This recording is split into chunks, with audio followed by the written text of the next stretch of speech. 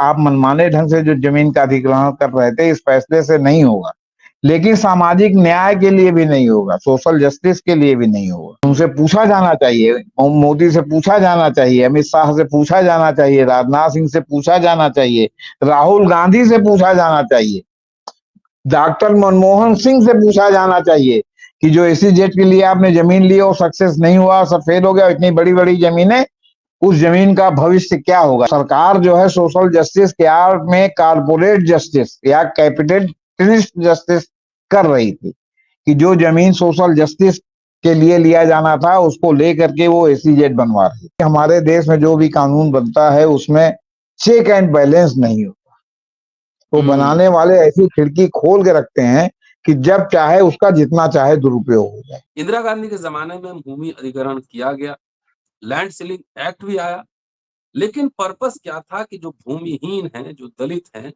उनके बीच ये भूमि को बांटी जाए।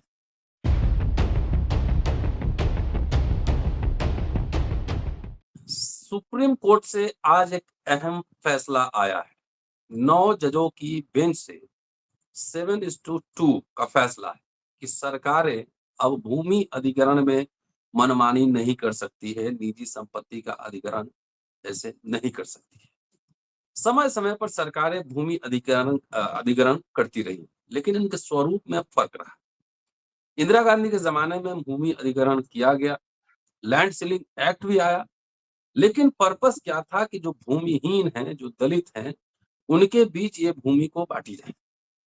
और हुआ भी, कई जगह लागू भी हुआ, कई जगह कागज में रह गया क्योंकि दबंग जातियां वो भूमि नहीं दी और कागज में बटा रहा, लेकिन वो मिला नहीं। हरियाणा इसका एग्जाम्पल है, हमने एक वीडियो भी बनाया था। लेकिन बाद की सरकारों ने क्या किया, एसीजेड आया और उसके बाद अब सरकारें ताबड़तोड़ अधिग्रहण करती हैं, लेकिन किसके लिए? क्या आपके लिए? या स्पेशल इकोनॉमिक जोन, स्पेशल लोगों के लिए, पूंजीपतियों के लिए, फैक्ट्री लगाने के लिए, इंडस्ट्री लगाने के लिए, हाईवेज, एक्सप्रेसवेज बनाने के लिए। और आपको मिलता क्या है पता है, दिल्ली एनसीआर में बहुत लैंड अधिग्रहण हुआ और हमें ये जानकारी है कि पैसे तो एक बार मिले, लेकिन उसके बाद वो पैसा जब खत्म होने के बाद कुछ काम नहीं आया। बहुत सारे लोग बाउंसर और सिक्योरिटी गार्ड की नौकरी कर रहे हैं। तो दोनों, मैंने ये आइडिया इसलिए दिया कि इंदिरा गांधी के जमाने में हुआ था, वो हुआ था सामाजिक न्याय के लिए, वो गरीबों के लिए हुआ था, लेकिन अब हो रहा है अमीरों के लिए। सुप्रीम कोर्ट के इस आदेश से एक तरह से अंकुश लगेगा सरकार की मनमानी। दोस्तों, रतन लाल बोल रहा हूं और आप देख रहे हैं अम्बेडकर नामा। जेपी सिंह साहब वरिष्ठ पत्रकार, संपादक और एडवोकेट भी हैं, और जो जुडिशरी है इन पे इनकी तीखी नजर होती है और सब जजमेंट पढ़ते हैं।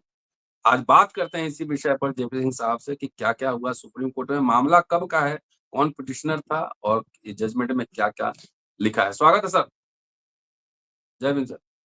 जी सर, सबसे पहले तो आप ये समझ लीजिए कि जो 9 जजों की बेंच ने 7-2 से फैसला सुनाया है, इसमें आमतौर पर केशवानंद भारती के मामले में जो सुप्रीम कोर्ट ने ओरिजिनल फैसला दिया था जी। उसको बरकरार रखा। ये तो एक बात हो गई। दूसरी बात ये हो गई, सन 78 से लेके और आज ये इस निर्णय आने के पहले अलग अलग कोर्टों ने, अलग अलग बेंचों ने इसकी अलग अलग तरह से व्याख्या की थी। कहीं कभी रिलीफ मिला था पीड़ित व्यक्ति को, कभी नहीं मिला था। वो सारा का सारा मामला जो है समझ लिए कि वो उड़ गया आपसे इस फैसले। और अब एक 9 जजों की बेंच का फैसला आ गया। अब ये जो है 11 जजों की बेंच द्वारा ही उठा जा सकता है, या पुनर्विचार याचिका कोई दाखिल करता है तो ये 9 बेंच उसमें जो सुधार करना चाहे या खारिज कर दे, और नहीं तो 11 जजों की बेंच, हाँ वो कोई दाखिल करे, हाँ कोई भी दाखिल करे। अब देखिए, इंदिरा गांधी के जमाने में सामाजिक न्याय के लिए ये हुआ था, लेकिन इसकी आड़ में कालांतर में होता क्या गया, जो मैंने प्रथम दृष्टया, अभी मैंने पूरा फैसला सुप्रीम कोर्ट का देखा नहीं, अभी अपलोड होने की बात थी, मेरे अद्यतन जानकारी के अनुसार मैंने अभी उसको मैंने पूरा लोड होके उसको पूरा पढ़ा नहीं, लेकिन जो प्रथम दृष्टया है, जैसा कि आपने कहा, सोशल जस्टिस में भूमिहीनों, दलितों, वंचितों को ये जमीन अलाट होती थी। ये जमीन अलॉट होती थी उनके खेती के लिए, उनके जो है क्या कहते हैं आर्थिक संपन्नता के लिए। लेकिन जैसा कि भारत के हर मामले में होता है कि उसमें भी जो है घालमेल होने लगा। बहुत से लोग अपना नाम बदल के, अपना स्थान बदल के, पहले उस तरह जो है आपका जो है आधार कार्ड ये सब की थी नहीं। तो पता चला कि आज जैसे प्रयागराज मान लिया सोराव तहसील में उन्होंने जमीन ले लिया, कल उन्होंने धीरे से उसको किसी को बेच दिया और उसके बाद जाके बाला तहसील में मैंने गंगा पार में थे, फिर जमुना पार में ले लिया। ऐसे एक दो केस मैं जानता भी। कभी वो जो है बिल्कुल दीनहीन के वेश में दिखाई पड़े, तो कभी जो है वो फटा हुआ पैंट और बुसर्ड के रूप में दिखाई पड़े। जब एक से अधिक बार टकरा गए, हमने कहा कस गुरु दलित हो गए, यही धंधा फैलाए हो क्या कि वहां जमीन लो बेचो? हमने कहा तुम्ही लोगों की वजह से सारे दलितों का नुकसान हो रहा है। और वो किसी न किसी राजनेता को पकड़े रहते हैं कि फिर वो जो है अपना उनका दबाव डाल के उनको दिलवा देता है, क्योंकि वहां वो अपने को विलेज बैरिस्टर बताते हैं कि उनके कहने पर 1500 वोट पड़ सकता है। ये सब इसका माइनस पॉइंट था। खैर बहरहाल फिर भी दलितों को मिलता, लेकिन उसकी आड़ में एसीजेड बनने लगे और जमींदारी उन्मूलन जो हुआ था आपके कांग्रेस के जमाने में, सारे जमींदार खत्म हो गए। उन्होंने जमींदारी बांट से ही एक प्रकार से समझौता कर लिया या संतोष कर लिया। प्रीवी पर्स खत्म हो गया तो राजा लोग भी संतोष कर लिए। आपका लैंड सीलिंग में सब जमीनें गई, तो जिनकी गई उन्होंने भी संतोष कर लिया। तो लेकिन अब ये जो नए नए आप जो है जमींदार जागीरदार, अब जैसे मसला ना आपको उदाहरण बताते हैं, आपने कहीं पढ़ा होगा, कहीं देखा होगा, कहीं जाना होगा, कोई परिचित होगा कि जो है आपकी जो पुरानी आपके क्या कहते हैं कपड़ा मिले थी बॉम्बे में बहुत ज्यादा संख्या में, वो कपड़ा मिले धीरे धीरे पॉलिएस्टर और जो है वो पॉलिएस्टर मिश्रित कपड़ा, उन सब के कारण जो है वो तो कॉटन की जो है वो सब अधिकांश बंद हो गई। और किसी जमाने में अंग्रेजों ने जमीन अधिग्रहण करके ही जो है ये सब मिलें खुलवाई थी, या भारत की सरकार ने। और ऐसा कोई प्रावधान नहीं रखा था कि अगर ये मिल चलना बंद हो जाएगी तो ये जो प्रॉपर्टी हम अधिग्रहण करके दे रहे हैं आपको, जिसके लिए सरकार मुआवजा दे रही, वो सारी जमीन या तो सरकार की हो जाएगी या पुराने जो है जो भूमि के मालिक हैं उनको वापस मिल जाएगी। नतीजा ये था कि जब जमीन मिली थी औने पौने में जितना, उसके कई गुना ज्यादा आज के बाजार दाम से वो जमीनें कॉलोनी के लिए और जो है बड़े बड़े बंगलों के लिए बिक करके, और जो है वो आपके जो है मिलों की जगह जो है वो खड़ा हो रहा, निजी संपत्तियां खड़ी हो रही। तो सबसे बड़ी बात है कि हमारे देश में जो भी कानून बनता है उसमें चेक एंड बैलेंस नहीं होता। तो बनाने वाले ऐसी खिड़की खोल के रखते हैं कि जब चाहे उसका जितना चाहे दुरुपयोग हो जाए। तो अब इसकी आड़ में जब एसीजेड बनने लगा, और इसका सबसे वर्स्ट शिकार पश्चिम बंगाल की वाम मोर्चा सरकार हुई थी। सिंगूर। और जो उसका जो है आपके खून पीने के लिए वाम सरकार का, कि वाम सरकार इसको किसी प्रकार बंगाल की खाड़ी में फेंको, उन लोगों ने उस जमीन अधिग्रहण को जो टाटा के लिए जो है वो नैनो कार के लिए दी जाने वाली थी और था कि इसमें इतना रोजगार उत्पन्न होगा, उसको राजनीतिक इशू बना दिया। और ममता बनर्जी उसी के घोड़े पे चढ़ करके सरकार उन्होंने बना दी, सिंगूर के घोड़े पे चढ़ के। और ऐसा सिंगूर का मामला उठा कि पूरे बंगाल में पश्चिम आपके जो है वामपंथ जो है वो घिना गया एक प्रकार से, और सरकार से बाहर हो गया और लगातार बाहर। इतने ईमानदार आदमी बुद्धदेव भट्टाचार्य थे, लेकिन उनको लगा कि कारपोरेट के हाथ बिक गए हैं। और ये उन लोगों ने ये नैरेटिव फैलाया जो कारपोरेट के रहमो करम पर हैं। अब इस सरकार के बारे में कहा जाता है कि इसमें नंबर 1 लाभार्थी अडानी है, नंबर 2 लाभार्थी अंबानी है, इसके बाद और कारपोरेट। तो अडानी और अंबानी के कारपोरेट सरकार जो है, अगर दूसरा कोई राज्य सरकार जो है सिंगूर जैसे कारखाने के लिए जमीन का अधिग्रहण करती है। अब ये दूसरा मुद्दा हो गया कि आपने जो है गरीब लोगों की जमीन अधिग्रहण कर ली। बंगाल में बहुत जोत जो है बड़ी बड़ी नहीं है, बहुत छोटी छोटी जोत है। माने जो छोटे छोटे किसान हैं वहां जो है बहुत बड़े बड़े 1000-2000 बीघा वाले किसान नहीं है। तो और ना वो उस चालाक लोगों में शामिल हैं आपके उत्तर प्रदेश, बिहार, मध्य प्रदेश के, जिन्होंने जमींदारी एवोल्यूशन का सूंघ लिया था कि ऐसा होने वाला है, उन्होंने अपनी जमीन को कुत्ते, बिल्ली, मतलब अस्तित्वहीन लोगों के नाम से जो है सब कागज बनवा के रख लिया था कि ताकि उनकी जमीन का जो है वो उनके हाथ से न निकले, और नहीं निकली। उसको बेच बेच के वो खा रहे हैं, क्योंकि उनके वारिस इतने नालायक निकल गए कि वो जमीन की सुरक्षा के बजाय जमीन बेच बेच के खा रहे हैं। मैं बहुत से ऐसे लोगों को जानता हूँ, उनकी जमीन लगातार सिक्योरिटी जा रही है, वही बेच के खा रहे हैं, वही जो है लिक्विड मनी का जो है मुख्य साधन। बच्चों को पढ़ा रहे हैं, लड़कियों की शादी कर रहे हैं, अपनी अयाशी कर रहे हैं, सिवाद रीगल पी रहे हैं खरीद खरीद के, ब्लैक जानी वागर ब्लैक खरीद रहे हैं। दुनिया की कोई महंगे से महंगी शराब हो, उनका कारिंदा दिल्ली चला जाता है ले आने के लिए, क्योंकि दिल्ली में ही सब कुछ उपलब्ध है, बाकी जगह तो जल्दी उपलब्ध नहीं है। तो दिल्ली जाए या बॉम्बे जाए या मद्रास जाए, बाकी जगह इलाहाबाद उपलब्ध में नहीं नहीं। है। नहीं, यहाँ आप ढूंढते रह जाएंगे, सिवाज रीगल जल्दी मिलेगी नहीं, मिलेगी तो डुप्लीकेट मिल सकती है। एनीवे, तो इसकी आड़ भी ये होता है। आप देखिए, अब यहाँ दो बातें हैं। एक तो ये है कि ये जो है समाजवादी जो आपका सोशल जस्टिस की विचारधारा है, उससे ये जो जजमेंट है वो एक अलग जात। और जो निजी निजी संपत्ति है उसका जो सार्वजनिक उपयोग होना चाहिए, जो कुछ लोगों के पास जो है केंद्रित है। तो मैं आज की डेट में कह रहा हूं कि आपने जो ये आज किया है, तो जो जमींदारी एवोल्यूशन हुआ उसमें हमारी क्या गलती थी कि हमारी जमीनें चली गई। अब दोनों बातें हैं, लेकिन इसकी आड़ में जो आप कारपोरेट, जैसे है ना सोशल जस्टिस, तो सरकार जो है सोशल जस्टिस के आड़ में कारपोरेट जस्टिस या कैपिटलिस्ट जस्टिस कर रही थी, कि जो जमीन सोशल जस्टिस के लिए लिया जाना था उसको लेकर के वो एसीजेड बनवा रही थी, और बड़े बड़े जो है औद्योगिक घराने को, उद्योगपतियों को दे रही थी कि वो बनाए। और आज तक मेरा ख्याल है अगर इस पर कोई श्वेत पत्र आए तो आपको ये जानकर आश्चर्य होगा कि जो है वो क्या कहते हैं, मतलब 99% जो है एसीजेड जो है वो फेल है। कहीं शायद एक आध % अपवाद स्वरूप सक्सेस हो गया हो तो हो गया हो, नहीं तो सब फेल हो गया है, टोटलिटी में फेल हो गया है। तो अब वो जो जमीन आपने अधिग्रहण एसीजेड के लिए की थी और जो टोटलिटी में फेल हो गया, उस जमीन का भाग्य क्या होगा। अब ये सब बातें जब लोग आते हैं वोट मांगने के लिए, तो उनसे जो है वो क्या कहते हैं, मतदाता नहीं पूछते।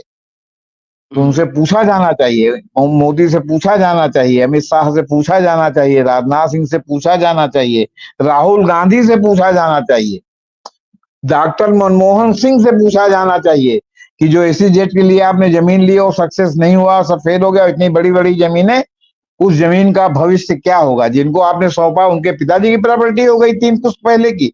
तो जेपी सिंह की जो जमींदारी गई और जेपी सिंह जैसे लोगों की गई, तमाम राजाओं महाराजाओं की गई, तो वो क्या काना भाटा खाए हैं कि वो उनकी चली गई है और अब आप उनको सुरक्षित रख रहे हैं। तो इसका दोनों पहलू हैं, आपको बता। एक तो ये कि उसकी आड़ में जो आप एसीजेड या ये बना रहे थे, जमीन लेके अब पूंजीपतियों को हाँ, ही एक तरह से ट्रांसफर किया जा रहा ट्रांसफर किया जा रहा है, और जो कर दिया गया और फेल है है। उसका क्या।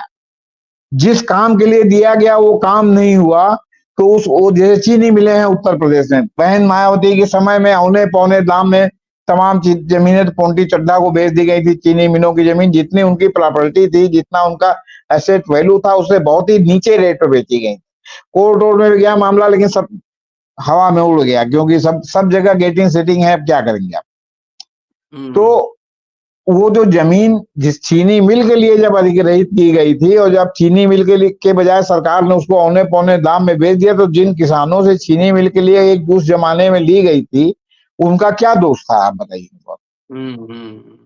वो आज की डेट में वो जमीन होती है, वो उसको प्लाटिंग करके बेचते तो कई गुना उससे ज्यादा पैसा पाते, या सरकार की जो नई अधिग्रहण पॉलिसी है, जो सुप्रीम कोर्ट की कृपा से कई गुना पैसा बढ़ गया है, उसके आधार पर भी मिलता तो कई गुना पैसा पाते। आपने दिल्ली कहा, मैं दिल्ली में भी कई लोगों को जानता हूं जो अचानक अमीर हो गए। क्यों? क्योंकि दिल्ली रायसीना हिल्स पर बना हुआ है, और दिल्ली में अधिकांश जमीनें आपके क्या कहते हैं, बंजर टाइप की हैं, पथरीली जमीनें हैं। लेकिन अब जमीन जो जमीन है, अब उसमें जो है भले बबूल का पेड़ लगा हो, आपने उसको अधिग्रहण किया, अधिग्रहण करने का मुआवजा दिया, लेकिन वो कई गुना वाला मुआवजा का समय नहीं था, वो बहुत मामूली मुआवजा का समय था। आपने उनको दिया, उनको अचानक पैसा आ गया, वो तुरंत लगे अपना मकान बनवाने, तुरंत अपना कार खरीदने, तुरंत जो है ऐशो आराम की चीजें खरीदने। उनको लगा कि अभी ये पैसा कभी खत्म ही नहीं खत्म होगा। और तब तक आज की डेट में तीसरी पीढ़ी आ गई है, आपसे बता रहे हैं। मैं ऐसे ऐसे लोगों को जानता हूं जो जमीन दे के पैसा वाले हो गए, लेकिन उन्होंने अपने अय्यासी, अपने शानो शौकत पे इस तरह खर्च किया कि अब उनके घर की औरतें जो है वो क्या कहते हैं, मतलब भैंस का दूध दूह के बेच रही हैं। आप दिल्ली के अगल बगल के जो है, जो नरेला या उस तरह के गांव में जाके देख लीजिए। जी, जी। और कोई जो है वो नहीं है कि मतलब क्या कहते हैं ओबीसी दलित हो। सब सो काल जो है अगले वर्ग के हैं, भले छत्री की जगह नाम खत्री हो। हाँ, लेकिन आपको हकीकत यही दिखाई पड़ेगी कि ये इस तरह की माने स्थितियां जो है मतलब पैदा हो गई, दिखावटी चकाचौंध, वो सब पैसा खत्म हो गया। तो कहने का मतलब है कि अब भौतिक संसाधन ये है कि जो आप मनमाने ढंग से जो जमीन का अधिग्रहण कर रहे थे, इस फैसले से नहीं होगा, लेकिन सामाजिक न्याय के लिए भी नहीं होगा, सोशल जस्टिस के लिए भी नहीं होगा। अब हमेशा ये होता है कि कोई भी फैसला इतना स्थूल होता है, तो स्थूलता से जब लागू होता है तो उसमें सभी प्रभावित होते हैं। अगर कारपोरेट जस्टिस के लिए नहीं होगा तो सोशल जस्टिस के लिए भी नहीं होगा। लेकिन हाँ, अब इसमें वो आदमी जो सिर्फ संपत्ति का ही मालिक है और उसके पास कुछ भी नहीं है, उसका जवाब लेके उसको सड़क पर एक दिन अचानक ला देते हैं, मुआवजा जो भी दिया आपने वो औने पौने हो जाता है, तो कम से कम उसकी स्थिति में जो है अब यह है कि थोड़ा स्थायित्व तो रहेगा। हाँ, अपनी अपनी कुरीतियों के कारण, अपनी गड़बड़ियों के कारण, बशर्ते कि वो उसे जो है न बेचे न खरीदे, है ना? तो सवाल इस बात का है कि अब जैसे मान लीजिए कि संपत्ति विवाद का जो फैसला है, उसमें कहा गया है कि सभी निजी संपत्ति समुदाय के भौतिक संसाधन नहीं हो सकते। किसी भी व्यक्ति के स्वामित्व वाली प्रत्येक निजी संपत्ति को संविधान के अनुच्छेद 39 बी के तहत समुदाय की संपत्ति नहीं माना जा सकता। तो अब ये स्थिति है सर। तो इस स्थिति में जो है क्या कहते हैं, मतलब जो मनमाना था वो आपका जो है वो फैसले में ये भी कहा गया है, अब कैटेगरिकल सरकार के निजी संपत्तियों पर कब्जा कर सकने की बात कहने वाला पुराना फैसला विशेष आर्थिक सामाजिक विचारधारा से प्रेरित था। जरा समझा दीजिए जिसे हमारे दोस्तों को हम। हम मतलब वो कि जो पहले के जो फैसले थे कि मतलब वो सोशल जस्टिस के लिए लिया जाता था, तो समाजवादी विशेष आर्थिक समाजवादी विचारधारा, मतलब अब समाजवादी विचारधारा नहीं है, अब पूंजीवादी विचारधारा इनडायरेक्टली कहा गया है, समझ लीजिए आप।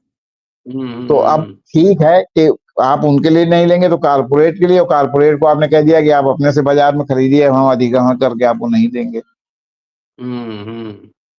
तो सवाल है कि आप हिमाचल प्रदेश में मकान नहीं बनवा सकते, जमीन नहीं खरीद सकते, आप वहां जमीन नहीं खरीद सकते, तो आप क्यों नहीं कह रहे हैं कि अब जो है भारतवर्ष में बिना जो है सरकार की अनुमति के कोई जमीन नहीं खरीद सकता? आर्थिक विकास के नाम पर कितनी जमीन खरीदवाएंगे आप? मोदी जी तो बोले कि जहाँ जम्मू कश्मीर में बंगला बना सकते हैं, सेब का बागान उगा सकते हैं, सब बोले थे जब 370 हटाए थे। अब मौजूदा फैसले के तहत निजी स्वामित्व वाले सभी संसाधनों को सरकार द्वारा अधिग्रहित नहीं किया जा सकता। सुप्रीम कोर्ट की 9 जजों की बेंच में 2 जजों का फैसला अलग रहा। जहां जस्टिस बीवी नागरत्ना ने बेंच के फैसले से आंशिक रूप से सहमत जताई, वहीं जस्टिस सुधांशु धूलिया पूरी तरह सहमत रहे। उनका था कि नहीं, ये जो समाजवादी विचारधारा से प्रेरित है, तो समाज में डिस्पैरिटी समाप्त करने के लिए ये जो वर्तमान कानून अभी तक था वो सही है। तो अब यहाँ इस फैसले के दोनों निहितार्थ हैं, पूरा सब डिटेल फैसला पढ़ा जाए और आने वाले समय में इसकी और व्याख्या देखी जाए, तो इस पर हम लोग एक बार नए सिरे से भी बात कर सकते। अभी जो त्वरित त्वरित टिप्पणी थी वो यही। ठीक है, शुक्रिया सर। और दोस्तों जेपी सिंह साहब थे, पूरा वीडियो देखते रहिए, शेयर करते रहिए। Thank you sir. जी, ठीक।